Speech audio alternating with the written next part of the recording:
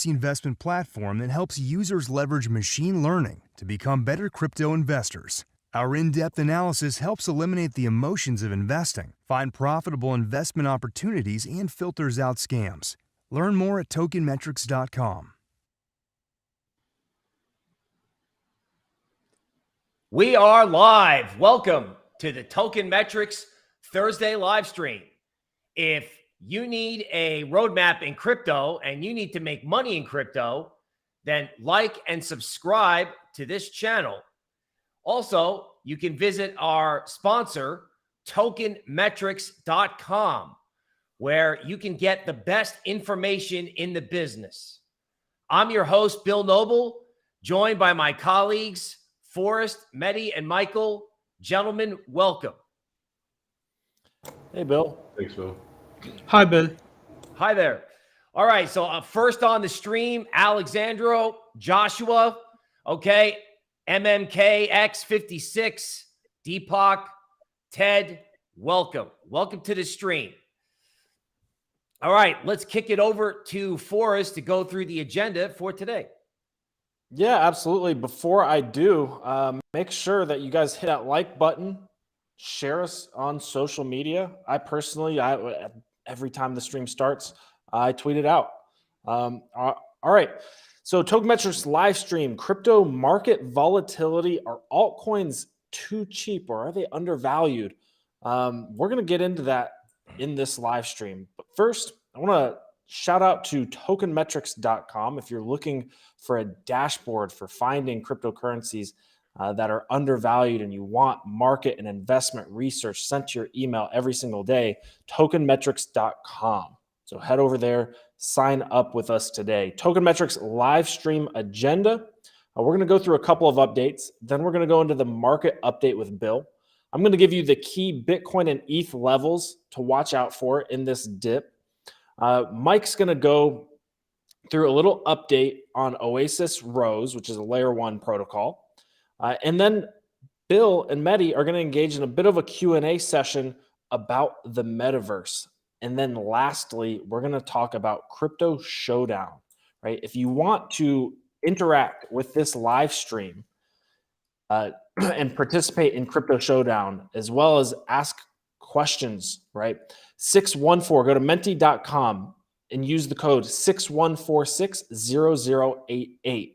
Now I'm going to go ahead and show you our Crypto Showdown for December so that we can give you guys an opportunity to vote while the live stream is going on. But the question is, what is the best store of value for December? We're in a bit of a correction. It's looking pretty nasty. I personally don't think we're going into a bear market quite yet. Some people may want to hedge against that. Where do you feel the most comfortable with the bulk of your portfolio, the bulk of your money in December? Do you want it exposed to Bitcoin? Do you want it exposed to Ethereum? Or do you want to just play it safe and move into stable coins and see if this market recovers before maybe jumping back in? If you want to vote, go over to menti.com and use the code above 61460088 to put in your vote. And with that, one other update. Tonight at 7:15 p.m. Eastern Time, Bill and I will be on the trading battle, facing off in a little trading competition. So we'll have a little bonus live stream tonight, more fun than anything. And we're raising some money for charity. So tune in at 7:15 p.m. Eastern Time, 4:15 p.m. PST. And it'll be streamed live here on Token Metrics YouTube channel. All right. And with that, let's head over to Bill with market update. All right. Thank you, Forrest. So for today, December 9th, the question is, are you chopped up and should you give up? Should you pack it up and go home for the holidays? So let's kick right into it. Stocks, there's news, there's Evergrande, there's inflation, there's virus, and stocks don't seem to care. So that might indicate that, I don't know, there's not as much fear in the market as you might think with all the red ink today in crypto. All right, let's move over to Bitcoin. There's two ways to look at Bitcoin right now. One, it's in some sort of accumulation channel. Seen this before all year, where, a market will make this sort of upward sloping cone and then break out to the upside. That's the optimistic scenario. And frankly, it's not my favorite. The other way to look at it is Bitcoin went down. It does this sort of like upward sloping ABC flag formation. And then there's potentially another move lower in Bitcoin. Who knows? Maybe near the end of the month. But Bitcoin's not my favorite night right now. Now let's talk about ETH. The good news is ETH is in a range. It's held up great. And it's probably giving you the least headache of any crypto over, say, the last 2 weeks. Now, that said, ETH hit GAN resistance at 44.50 and started to come off. So I don't think you have to look at ETH and go, oh my God, it's down 6%. Now, it could go to 4K if this decline gets ugly. But I would imagine you're going to see buyers in front of 4K. So if there's a problem in the market, ETH is not the problem. And if the market is good, ETH is probably good. So bottom line, ETH better than Bitcoin. ETH down 10%. It's probably worth a look for either a trading or investing buy, not investment advice. Now, layer ones. So one of the things I've been talking about all week on the market update is, a value transfer, right? Or in equities, Mehdi and I were talking about this before the show, essentially sector rotation, right? Away from DeFi 1.0, potentially away from Bitcoin and into layer ones. When you have a bull market, if you have a bull market, you should be able to buy dips and make money. So let's start with Avalanche, right? Avalanche bottomed at chart points that both me and Forrest had, near that 75, 76 level. And Avalanche has kind of been going back and forth. It looks amazing on up days. It looks terrible on down days. And most likely, neither are the case. It's probably just a consolidation, most likely, for an eventual move higher. Okay, now, if we watch, things like Avalanche start to break down, then you have to reevaluate your thesis between now and, say, mid-January. But for the moment, Avalanche just looks like it's consolidating. We're doing the stream on a red day, so it looks terrible visually, but it could be an opportunity to pick up stuff cheap, because buying strength and selling weakness has absolutely not worked for over 3 weeks. Now, back to Bitcoin. So my earlier suggestion was the best case scenario for Bitcoin is that 50 to 52K would be like the new sticky level. It'll be the thing that, Bitcoin might go above it and then come back, or Bitcoin might go below it and go back up. So 52 is the new 58. All right, that's the best case scenario. The worst case scenario is that somebody like Tesla turns around and dumps Bitcoin and Bitcoin falls to 39K. Now, do I think that's going to happen now? No. Do I think that could happen at the end of the year? Yes, because one thing you have to remember about December is profit taking, right? People taking advantage of a capital gains tax rate that has not changed. Remember all that? Everyone was like, ooh, capital gains taxes, right? All right. Even though the administration has changed, it's still a Trump capital gains tax rate as far as I know. Okay. And then there's this idea that people who bought any crypto at higher levels might take losses. At the end of the day, Bitcoin's probably stuck between 50 and 52 unless there's a much broader down move. All right, now let's look at Galaxy Digital. Galaxy Digital is the stock of a major crypto hedge fund, right? And it's been my favorite leading indicator for the entire crypto market. Now, back in April, it did kind of a V-top where it spiked up, came back down, and then eventually fell apart. Now, unfortunately, Galaxy at the moment is not doing anything good. I would prefer to see Galaxy above 30. Right now, it's actually trading below 25. So while, ETH and layer ones on the dip makes sense, this chart is reducing my enthusiasm for crypto overall. I want to see big green candles in Galaxy like there was in late October, which was a leading indicator that, the market was going to take off, right? Galaxy actually moved as the metaverse trade was starting and even before that last parabolic upwave. So I want to see Galaxy get it together. Now let's talk about parking lots for money. Matic has been a parking lot during this choppy period. It went back up to its old high at 2.5. You saw on candlesticks as people were like, wow, I bought this thing at 20 cents. I'm taking my money. I'm going home. A lot of people gave up on it, $1, $1.20, thinking it wasn't going to go back up. Well, guess what? It did, right? And then what happens today? It's down 10%. So this idea that, you can catch something that goes up, but you kind of got to either take profits quick on trading positions, or if you're a long-term player, folks, it's an old Wall Street motto. You can't get fired.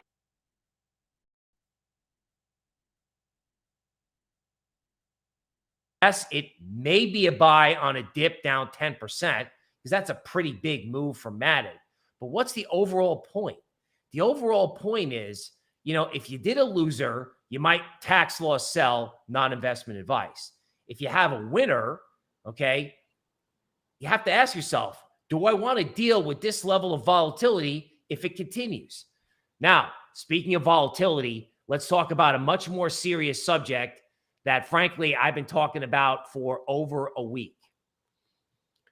One of the things that I did when the metaverse trade started was I talked about a massive rotation into NFTs in the metaverse, which we will get to later on in the stream, so don't go anywhere.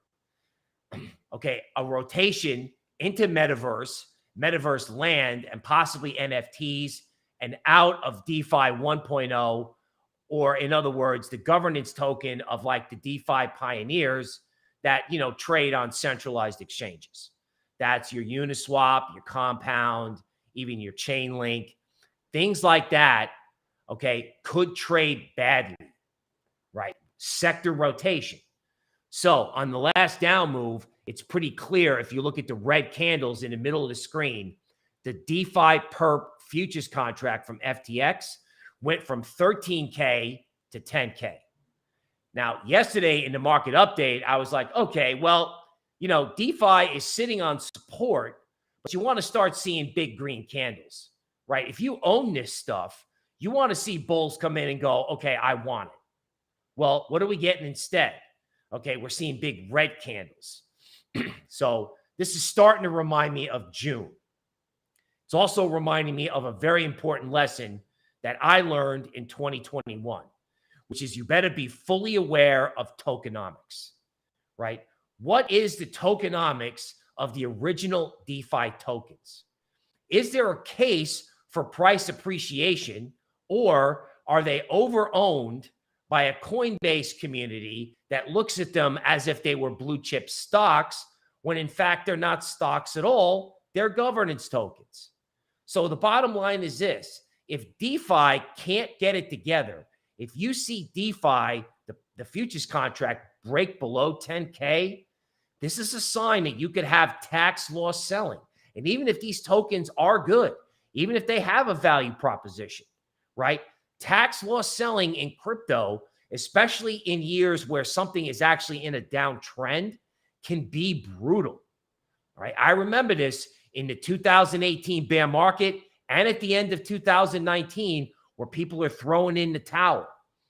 Okay, let's talk about profit taking on good coins. Axia, a new sort of cryptocurrency, has performed well, went down to 240 and held, but as it tries to go up today, all right, it turns around and gets slammed. People are in the mode to take profits. So what's my conclusion? Well, if you find a good altcoin with a good story and you want to own it, you best do it on a red day. Because if you buy on green, you may run into profit takers. And I think the way to go in this market, because of how choppy it is, you want to buy really good stuff and see if you can get it kind of at bargain basement prices. Buying the big winners and FOMOing in is a recipe to lose money until further notice. Now, Near Protocol. The good news is, we talked about this being a solid play near $6 and $7. Near took off and is actually in the green today. So we talked about it at 8 and 9. We talked about the fundamental narrative. Everybody who bought into the fundamental narrative got stopped out around 6 and 7, only to see this turn around. Now, in each of the down cycles that we've had this year, there's been a coin that's done well, even if the market hasn't. The first coin was Perp in the summer. The second coin was Avalanche, where Avalanche showed a propensity to go up, even when the market was sideways to down. Now, obviously, given the green on the board, Near Protocol might be the next one. Now, nothing goes up forever. So if there's a dip in this and you want to be involved, clearly there's a fundamental story unfolding here, right? Clearly the market is telling you that this is the next layer one. So how would I chart it? I think if Near is above, that sort of old support at 9.2, okay, if that continues to be support, then I think you can go with this, right? This could be the one coin where you say, all right, if I'm taking a shot on the long side, I'll look at it. Now, that said, if this thing turns around like Matic, right, and has its up move, and then, people come in and hit it, then that can be a sign that, I don't know, maybe this market is something you should shy away from. But if we want good projects at good entry points, Near is a good sign of hope for the rest of the market, right? Because bulls were looking to take something up, and it's good that they took Near up. Now, KDA, a layer one protocol that mooned massively this year and is trading back and forth around support, okay, at $11. That's a 62% retracement level. This is another good leading indicator. Now, buying on green after it's rallied or selling on red has gotten you chopped up, discouraged, so don't do it, right? If you like this, and, our guys do think this still has a fundamental value proposition, you want to make sure you don't get chopped up and buy on red.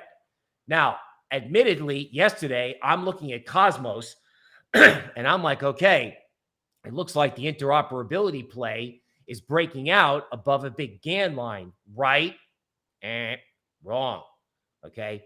Buying on green, I got hosed on this as Cosmos turns around and gets hit again. So I'm a little bit concerned when I look at things that should be trading well, and frankly, they're not. And this type of choppiness, back in Legacy, we used to call it P&L destruction, right? In other words, when people are overeager, okay, they fall into the hands of traders who are really good at buying on red and selling on green, right? You wind up getting frustrated, and if there's a bigger blow off top coming, either, in January or sooner, you wind up losing money and you miss it, right? So Cosmos is a good example of getting your head right and saying, all right, I'm not going to chase anything, and I'm not going to trade if I don't have to. Okay, Polkadot. Polkadot is one of these things where it's kind of driving me nuts, right? And I think the guys who are trading Polkadot the best are people like, one of my colleagues who's just dollar cost averaging in this, because, Polkadot will go down, shake people out. It looks like it's going to go back up. And then, like Cosmos, probably headed back for support around 25. So as the title of our stream says, are altcoins too cheap? If you get 2 or 3 red days, because again, tomorrow, December 10th, the inflation statistics come out. So I don't know if the red that we're seeing today spills over into tomorrow. The bottom line is You want to buy the best projects you can at the best prices, all right? And if you're in a hurry to get invested, who knows? Polkadot may give you an opportunity to be at 25. But this talk is less about, say, the Polkadot chart and more about how are you managing your head and your P&L. Now, Phantom. I thought Phantom was going to follow near. And I'm going to keep my fingers crossed and see if Phantom can hold up. 62% retracement at $1.43 is support. Now, when I think about Phantom, I think about a comment some wise person made yesterday on the stream. And he's like, Bill, I think you need a vacation. I think you need to take a break because maybe you're getting too wound up. And then I thought about that comment. And when I looked at the Phantom chart, I was like, am I overanalyzing this particular chart or charts in general? Maybe. And sometimes it can be a good thing to take a step back. Now in Phantom, I'd like $1.43 to hold, and I'd like to see green candles. But sometimes you just have to take a step back and let the market tell you what it wants to do. Wait for the definitive signal. Okay, now RMRK. There's a consolidation going on below resistance at 52.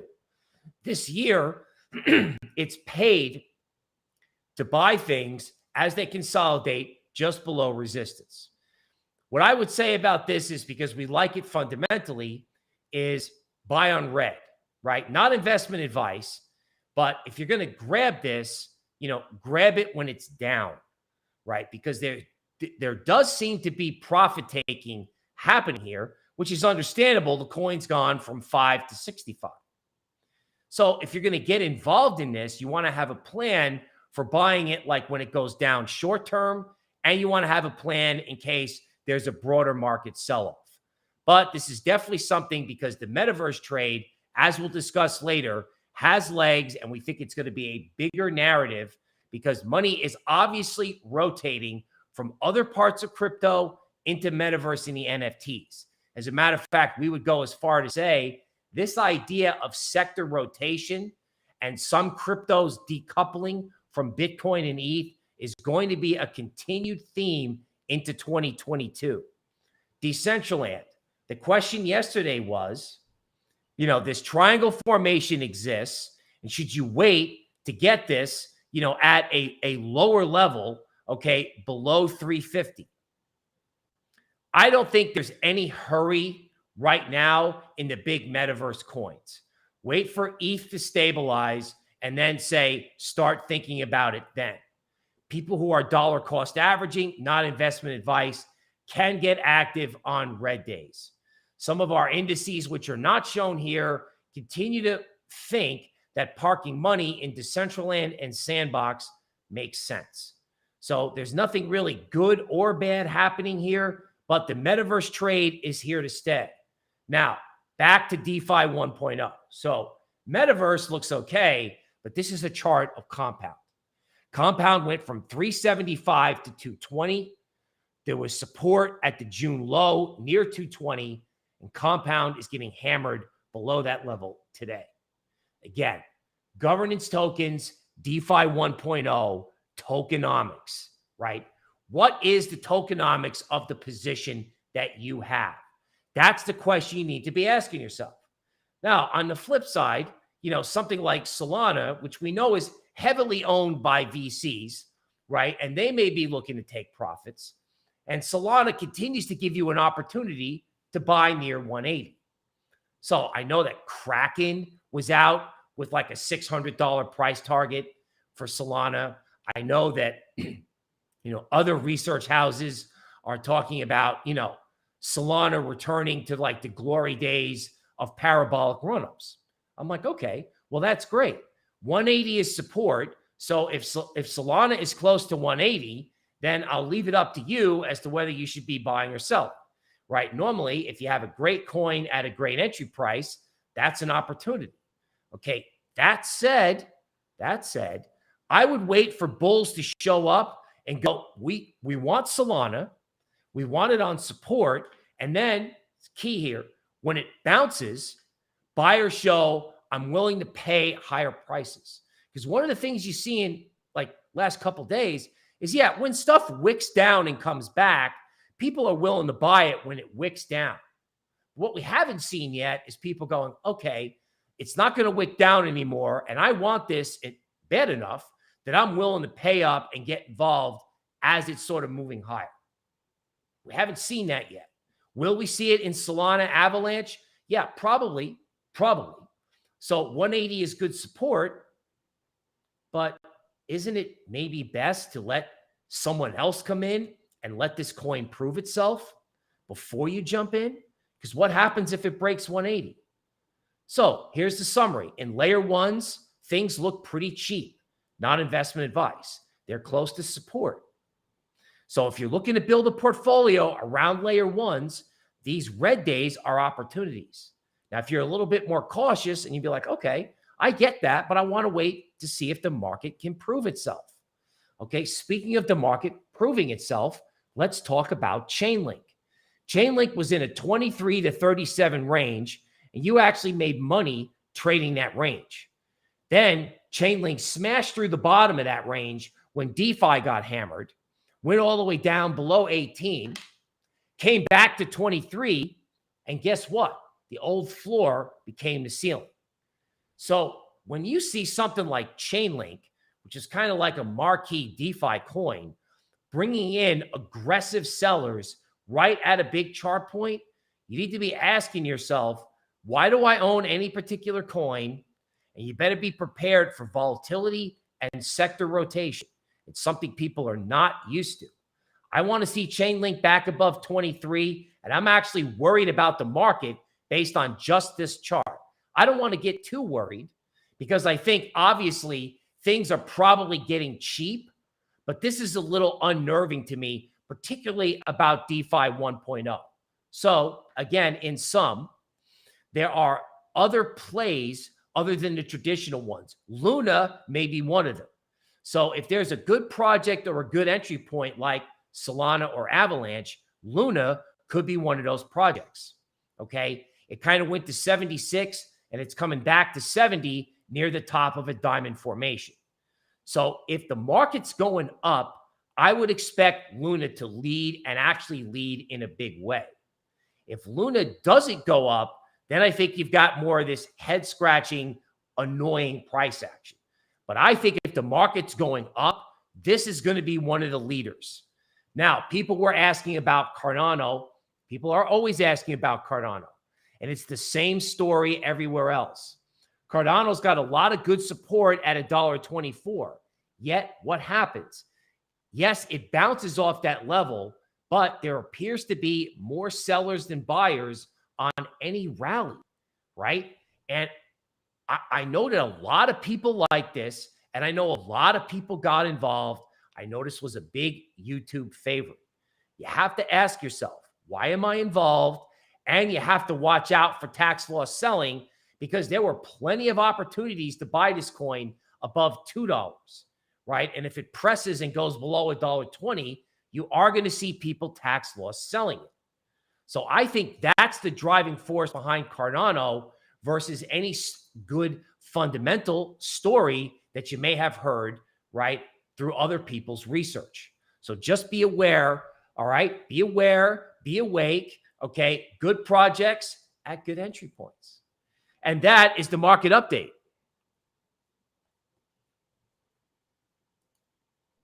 All right. Forrest, you got some good stuff for us there? I'm here. All right. Oh, I'm a little bit blurry. See if we can focus my camera a little bit. All right. So we're gonna jump into my segment here after Bill's legendary market update, and I'm gonna talk about some ETH levels and some Bitcoin levels, as well as just overall market sentiments in this market cycle so far. Right. The thing that I want to start out with is the total cryptocurrency market cap. And this chart alone is why I hodl a very, very large portion of my portfolio and just refuse to sell it unless things are just way, way, way overvalued, right? And the reason is because if you go back over the last 8 years, we're seeing very, very rapid exponential appreciation of the entire crypto space. So as long as you're in good projects, you would expect your portfolio to reflect that in the long term. It's really easy to get caught up, right, in these little red candles up here, which, you know, they're painful. They're painful. But it's easy to get caught up in that, in a short-term drop, and forget about the long-term trajectory of crypto. Over the last 8 years, we've been following this trend line, which is on a logarithmic scale equates to exponential growth, right? Exponential growth. Back here, our peak in 2017 was $835 billion in total cryptocurrency market cap. We've tripled that. We've tripled that since our last market cycle peak, right? So I'm not gonna sit here and tell you with 100% certainty this market cycle's over or this market cycle is going to continue to make all-time highs. What I will show you is that in the previous market cycle in 2017, we had two back-to-back corrections, a 47% dip followed by a 45% dip, followed by a rally of about 583%, right? A bull market will try its best to shake you out. It will try its best to shake you out and get you to sell, right? So just keep in mind the overall total crypto space is on a very, very long-term bullish trajectory. Yes, we could come back down to this trend line and it would crush a lot of people's portfolios, right? We're about 50% away, a 50% drop away from this trend line. That would be devastating. Watching your portfolio drop by another 50, 60%, right? However, in the long term, we do expect this to come back, even if it does crash, right? And hopefully we get to see something like we saw last market cycle where it just goes vertical for a little while and we get to enjoy massive gains, right? So just keep in mind that the total cryptocurrency space is very, very bullish in the long term if you zoom out enough. Now, this is a chart I want to bring up to your attention, and that it's altcoin market dominance. You can see that despite Bitcoin crashing, altcoin dominance has actually been increasing, and it's broken out of this multi-month accumulation phase, right? The ETH Bitcoin chart looks very, very similar because ETH is a big driver of this altcoin dominance going up. Now, what we've talked about since we were challenging breaking out of this structure was a pop up followed by a correction back down to create support on the downtrend, right? That is a bump and run pattern. That is a very common breakout reversal pattern, right?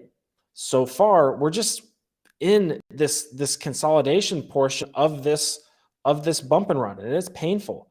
But I want, before I go selling all my altcoins, I want to make sure we hold support here. If we don't hold support here and we crash back into this consolidation phase, then you can make an argument for maybe selling off some altcoins, maybe preparing for a bear market, right? Things aren't looking great.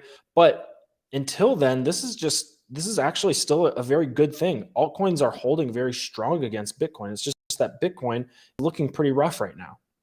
All right. So speaking of Bitcoin, I want to talk about the very specific key levels that I'm personally watching out for. I believe that Bitcoin can, not necessarily that it will, right? We are still kind of seeing a little bit of a trend line up here. We could very easily hold this trend and bounce back up to test 52.7K or even this downtrend line. But the level of support that I'm watching and that I could become a buyer at, not only for Bitcoin, but for the entire market, is $46,000. Why? Because that's the point at which you can no longer short Bitcoin and hide your liquidation point against its all-time high of 69K, right?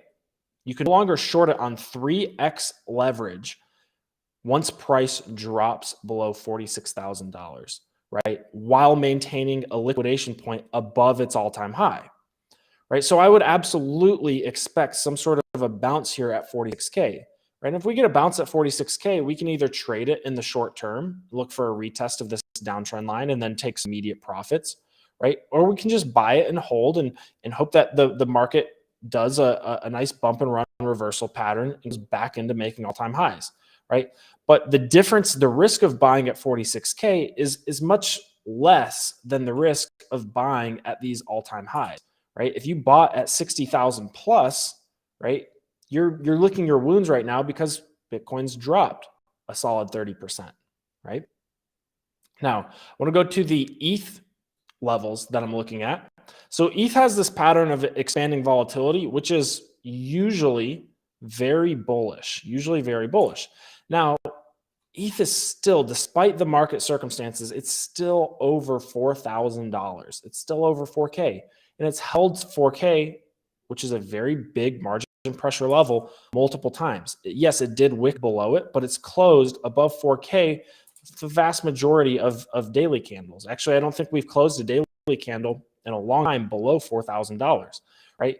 Now, the thing about this expanding volatility pattern is that the down volatility is also increasing, which can be extremely painful and very worrisome, right? And it can shake out a lot of people before it rips higher. My targets for Ethereum in short to midterm is still $5,300, right? We're getting a bit of a correction, but we're still even on this trend line for ETH, right? A lot of people getting shaken out right now. We could very easily continue this pattern here all the way up to our previous all-time high and even up to 5,300, 5.3K. So I'm not letting this shake me out quite yet, right? Not letting this shake me out quite yet. The only worrisome thing about ETH right now, and it's not even that worrisome, because if we do crash back down to 4K, I'll buy at 4K, right? And if we crash down to 3,400, which is another big margin pressure level, another point of support, I'll buy down there as well. And this would just be still within this expanding volatility range, right? And where would the next expanding volatility lead us to? Probably 53. The next high would probably lead us to 5,300 in this pattern of expanding volatility. The only thing that's a little bit worrisome about ETH right now in the very short term is this bearish ascending wedge on the ETH Bitcoin chart. And that could mean one of two things. It could mean that Bitcoin's going to outperform ETH and rip to the upside, or it means that ETH could maybe correct, or some combination of the two. Usually, right, these bearish ascending wedges do result in a bit of a decrease in the ETH Bitcoin ratio. However, you can see that this one was a very big decrease. This one was another very big decrease. But the more recent one, this most recent bearish ascending wedge, was just a nice little correction. Just a nice little correction. We found support and continued higher, right? So I wouldn't be surprised if Bitcoin does take back a little bit of ground here. It wouldn't be surprising at all. I mean, if you just look at even just basic, I'm not an Elliott Wave guy or an Elliott Wave technical analyst, but I mean, you can just kind of see the wave. You make a big move with ETH, right? A little bit of a correction, another big move. We could easily get a correction back down to 0.083 or even further down to the structure, right? The consolidation structure, the multi-month consolidation structure for ETH Bitcoin before bouncing higher, right? So yes, ETH does look a little bit overextended against Bitcoin at the moment, but in the grand scheme of things, I'm still an ETH bull, right? And I'm still looking at the overall macro structure here of ETH breaking out against Bitcoin. Yes, there could be a short-term correction that brings us back down to 0.077 ETH Bitcoin, but I would expect another wave up, another leg up. These corrections can be brutally painful, like we're seeing in terms of the Bitcoin price and altcoin prices today. It's very painful. It's very uncomfortable, but it's that way for a reason. The market's trying to shake you out, right? So I'm personally not selling or cutting anything yet. I'm waiting at the very minimum. I want to see Bitcoin do this retest, right? And you can. The last thing I'll say is you can sell the retest of this downtrend line with confidence, because more often than not, right? What I mean by this retest of this downtrend line, more often than not, one of two things happen.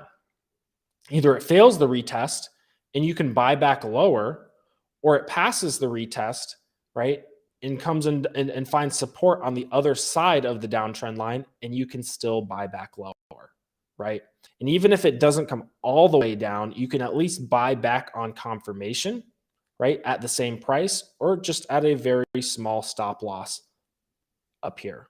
right, as it heads back up higher, right? So selling this downtrend retest can be a very, very solid, applicable strategy to securing some stable coins and securing some funds and giving yourself the opportunity to buy back cheaper in the future, regardless of what happens. The only situation here that you lose in is if Bitcoin just completely rips to the upside, in which case we just keep stop loss up here and get back in if it just rips up to the upside. All right, that's it from my segment today. We are going to head into the next segment, which is a little Oasis Rose update, which is a layer 1 solution with Mike. Mike, take us away. All right, thanks for your segment for us. Go ahead and share my screen here. So yeah, I'm gonna be segueing back into Bill's convo about layer 1s and how historically we've seen a lot of sector rotations. Whether it be Luna, Avalanche, or Phantom, these layer 1s have seen a lot of exposure with the growth of Ethereum and its ecosystem effects. So I just wanted to highlight another layer 1 protocol that has future potential that we're pretty bullish on, and it's Oasis Network, and this is developed by a team that's pretty strong academically. A lot of UC Berkeley graduates developed this blockchain, and they're utilizing a tender bank consensus, which is created by Atom Cosmos. And this past month, Oasis has seen a lot of developments. They've launched a $160 million ecosystem fund, and what this entails is potential new developers flocking to this layer 1, which has its unique benefits. So Oasis is a layer 1 that's first private layer 1 that also has EVM compatibility, and they just launched their Emerald EVM paradigm. And what this means essentially is existing applications on Ethereum that are developed using Solidity are capable of connecting to Oasis network and utilizing their paradigm, which almost acts like a layer 2 protocol, similar to Matic. So utilizing their paradigm, developers on Ethereum can connect their existing protocols and achieve transactions of close to 1,000 transactions per second, and it's 99% fee reduction in comparison to where Ethereum is at right now historically. And some other developments, they're launching the Cypher Paradigm launch, which is private smart contracts and confidential computing. So this is the first protocol that I know of that's introducing private smart contracts for protocols to launch on top of. And what this means is essentially users can perform DeFi related stuff privately, lend to other protocols on existing protocols that would be connecting to this, lend to each other, borrow, and all in a private manner, as well as leverage private dexes. And this also means there's not going to be minor extractable value, which essentially means there's not potential for arbitrage for your transaction to increase in price all of a sudden, because this is going to be a private network. So the block makers don't have the ability to see that. And they also just launched UzuSwap, so this is going to be their first DEX, the first native DEX on Oasis Rose. And unique features of this, it has a buyback and burn feature, which is not very common for DEX tokenomics. And on top of this, you also get a feature where you mine a token perpetually, in small amounts after you trade it one time. So pretty unique in that as well. Tokenomics is very decentralized. 70% of it went to the community. Very good backers as well. And just want to highlight a very important note here. Oasis is using Cosmos SDK. So what this means is, all these protocols that use the inter-blockchain communication consensus mechanism, we could see them here, have the ability to connect to each other in the future. So Terra Luna, we see it going up every day. Its ecosystem has developed to a point where, it's very robust. So utilizing this SDK gives Oasis and all these other protocols the ability to plug and play into each other. So, there's a potential for, the money markets in Terra to have and become utilized on Oasis network, because they both utilize, the same consensus mechanism, and the programmability is just easier for them to leverage those features. So very cool updates recently, and right now they're on their Cypher on mainnet. So what that essentially means is they're trying to ramp up the introduction of private smart contracts and confidential computing. And most recent updates, we could check this out here. Oasis partnered with Meta AI, formerly Facebook.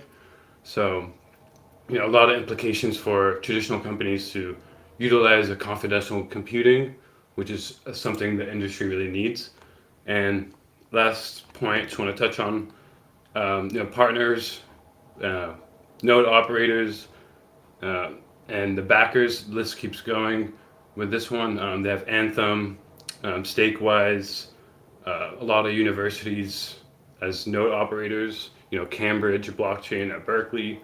So a lot of institutional and decentralized interests in Oasis currently. So I just wanted to highlight this to you guys, and yeah, that's it for my section. Thank you. There's some really great information. It's really interesting. One of the comments, like Ben J is in comments saying that the Facebook partnership is not priced in to the value of that token. So that's a really interesting comment. Now, before we head over to the metaverse Q&A, let me just address a few things, take a couple questions. Ben J was asking, like, hey man, have we seen the end of the days where the whole market goes up together? In other words, is this a rotation game going forward? So first thing I would say is be careful of looking at price action near the holidays or year end and going, this is the way it is forever, right? Crypto it's kind of like they have like extreme thinking, like everything is either super bullish, super bearish. I have to have the rent money invested or I have to have nothing invested. It's somewhere in the middle. So sector rotation is in the future of crypto. It's something we're going to have to get used to. I also think layer ones, per what my colleagues have said, all right, layer ones are going to capture a huge amount of value that comes from, DeFi, metaverse, and NFT transactions on that network. So it's almost like in technology investing, there's going to be some winner take all aspects where the layer ones are going to capture the value, okay? And you're really going to have to pick and choose what altcoins you get involved in. All right, so we're not doing full-on altcoin overtime today, but I did want to address some of that I saw, because I want you to know that we do hear you, and I would really appreciate it, because we're taking questions, hit that like button, right? I try to jot down as many questions as I can. So let's take a look at Sol. Again, gaming and NFTs. Totally get why people are asking about this. All right. This looked great yesterday and terrible today. And most likely the truth is it's probably neither one, right? Everyone FOMOs in on the bounce off support. Everyone gets out when stops get run today.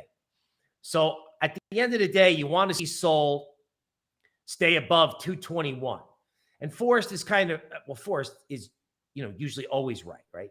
If this is a hodl, then don't get chopped up, over, 5 or 10% either way, on top of a major support point. Okay, Gala, all right, really nice price action, right? Down, and then there were some green candles with follow through, but I've got a chart point at, 55 cents. So yes, nice price action, but I'd like to see the breakout, right? I want to see buyers don't just buy the dip. I want to see them take charge. Now, I'm getting a lot of questions every day about Theta. And I have a feeling this is another 2021 pain trade that, I don't know, honestly, could end badly, right? In other words, like DeFi 1.0, Theta was this monstrous thing that went into like the top 10, right? Now it's slumping, okay? After people kind of gave up on it, it lost probably almost 40% of its value on the recent drop. So I think you want to see Theta holding above 4.5. If it holds above 4.5, then you can maybe just relax and hodl it until year end. But if this is making you upset, I will remind you the best investment strategy is one that helps you sleep at night. So if you have to take a loss to sleep at night, I'll leave that decision up to you. But I think Theta is now lumped in with DeFi 1.0 in terms of stuff people may be giving up on. Okay, XYO, someone asking about this. Support is at 33 cents. Okay, I'm sorry. It's at 0.033 cents. I'm getting a lot of questions from people who are watching altcoins move south and watch people give up. And all I can say is, whatever you've got in terms of small altcoins, you better really like it. You better know why you bought it in the first place. And you better know the chart points where you're going to say, all right, I'm either going to buy more here or I'm going to stop out, take the tax loss, and move to something else. So I know that sounds like a broken record, but that's going to apply because, again, in really small altcoins, a lot of the value may get sucked up by the layer ones. And that is a miniature version of altcoin overtime while trying to answer some of your questions, because we always want you to know that here at Token Metrics and the Token Metrics live stream, we do listen to you and we do want to help you. All right, next up, Metaverse Q&A, gaming, etc. Mehdi, are you out there?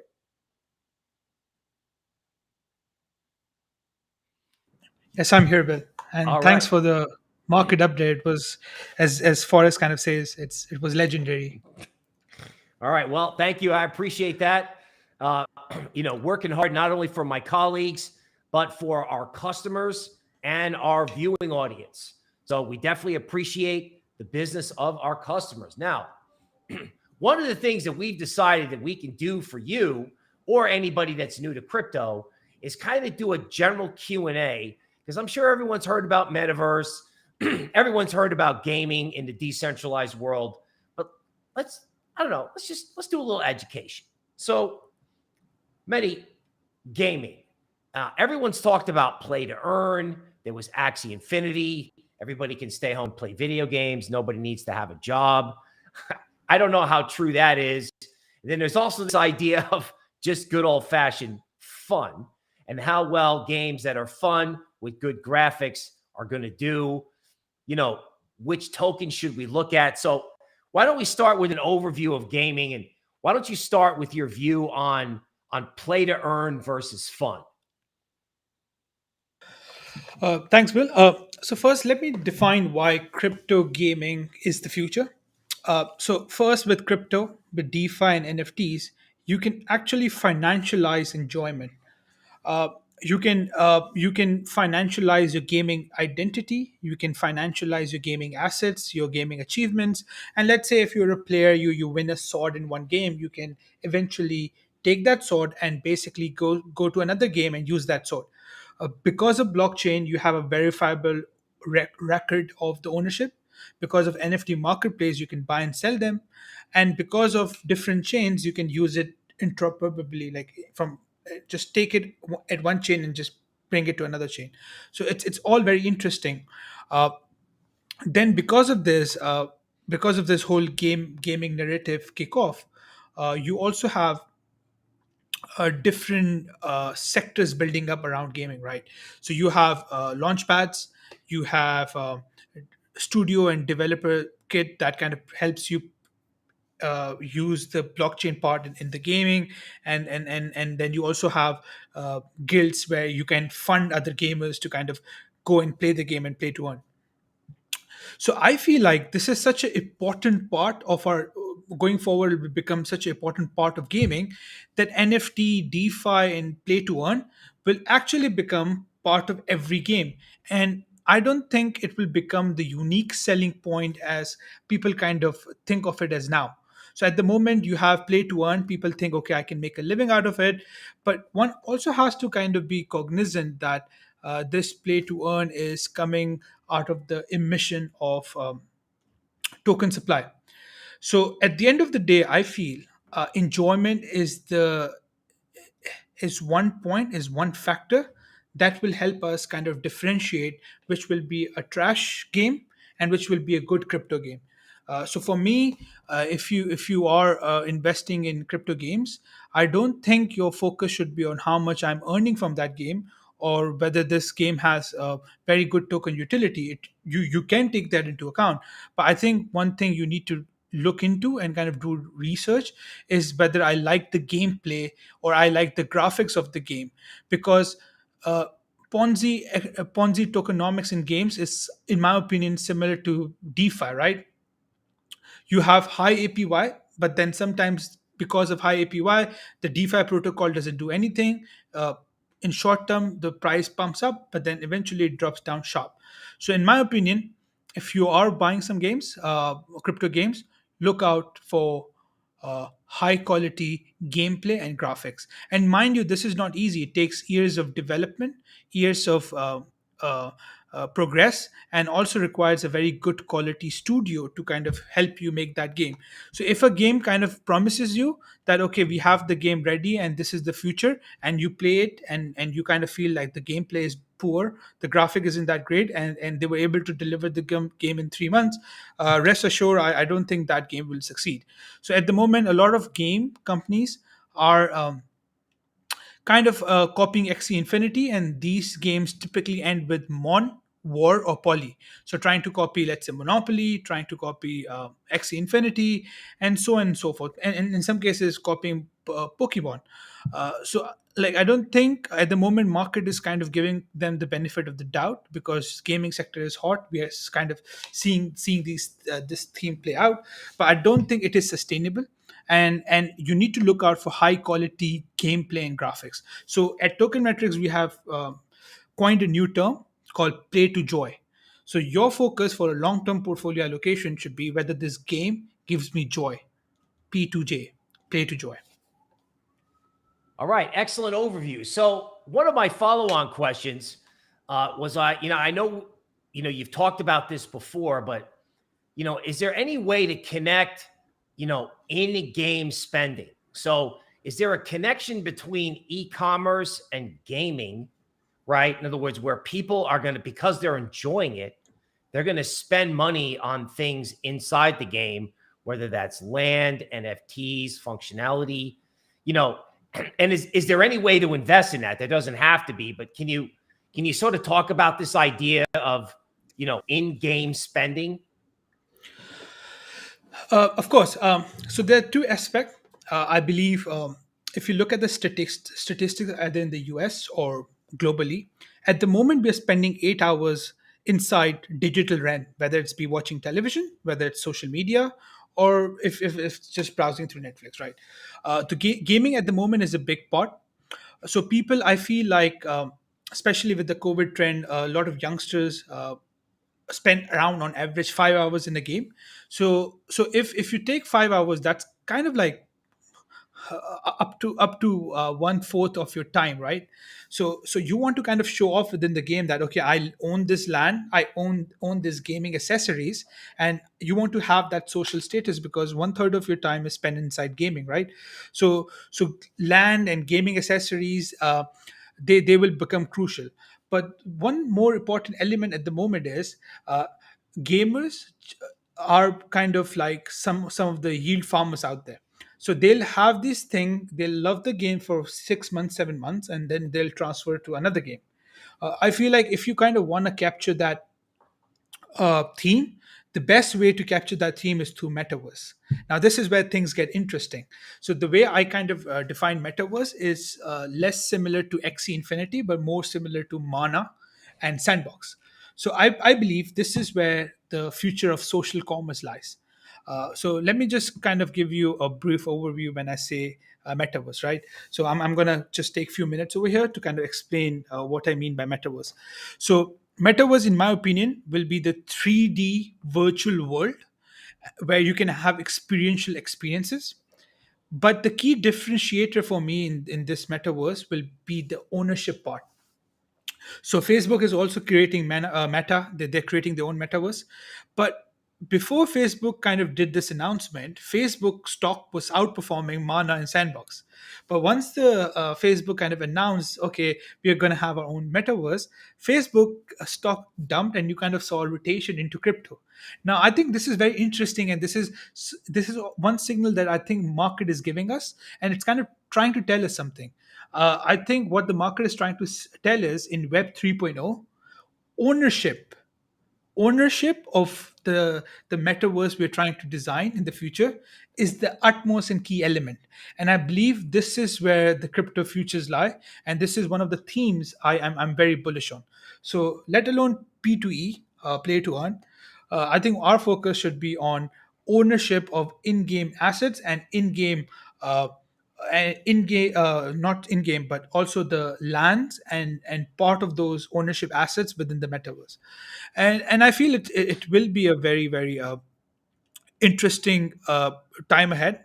At the moment, we're just spending 8 hours playing games, TV, watching video, but I feel like going forward, because of COVID trend, I won't be surprised if we kind of spend 12 to 13 hours in digital realm, roaming around, showing off our status, and spending more money there because of Fed, for example.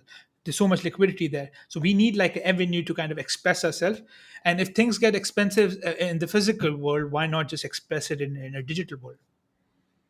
All right, excellent. So I actually have another question. Somebody put me on the spot on, and I don't know that there's an answer to this, but is there is there a difference, or is it a better investment one way or the other between the tokens of things like, say, Sandbox or Decentraland and the actual land itself?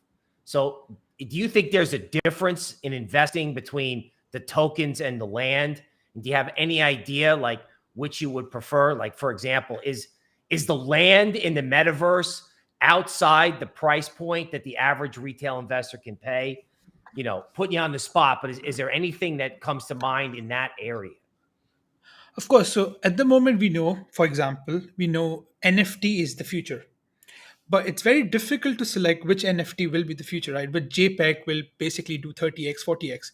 So when you kind of take these kinds of bet, you're taking concentrated bets. So I do believe virtual land will be very valuable going forward. But virtual land in which metaverse is still, I think, something the market will kind of will have to price in. I believe if you want to get like an index level broad exposure, best thing you can do, rather than just trying to take a land in, let's say, one metaverse that is kind of cheap, maybe just have the tokens. I believe with tokens you can do multiple things, right? So in metaverse you'll have art gallery, you'll have business offices, you'll have digital school, universities, digital shopping, advertisement, nightclubs, live events, sports sponsorship content. You'll have multiple things, and I believe that value will accrue to tokens, because tokens holder can do the governance, and token holders will kind of enjoy the fact that some of these applications are on the metaverse. So at the moment, let's say if you're talking about Mana or Sandbox, Decentraland or Sandbox, I would say owning tokens will be more valuable and less risky than owning a land, because you'll take a concentrated bet. But if you are somebody like who has a corporation, like let's say you're Binance, for Binance or big corporation, it makes sense to buy land there, because the land will represent more than just your physical presence. It will be the 3D demonstration of your website and 3D demonstration of your product. So if you're a corporation, buy the land. If you're individual trying to basically profit from this theme, I believe tokens are more valuable. All right. Thank you, Mehdi. All right. On behalf of all of our panelists, I believe that's going to be a wrap for today. Stay tuned for the market update. All right. A couple days a week. We are on, Token Metrics is on Monday through Friday. All right. So on behalf of my colleagues, I just want to remind you one more time, like and subscribe to this channel. Token Metrics is unique on YouTube. Why? Because we have analysts. And what do you need in a choppy, uncertain world? Analysts. So that's going to be it for today. That's a wrap. I'm Bill Noble from Token Metrics. I will see you tomorrow.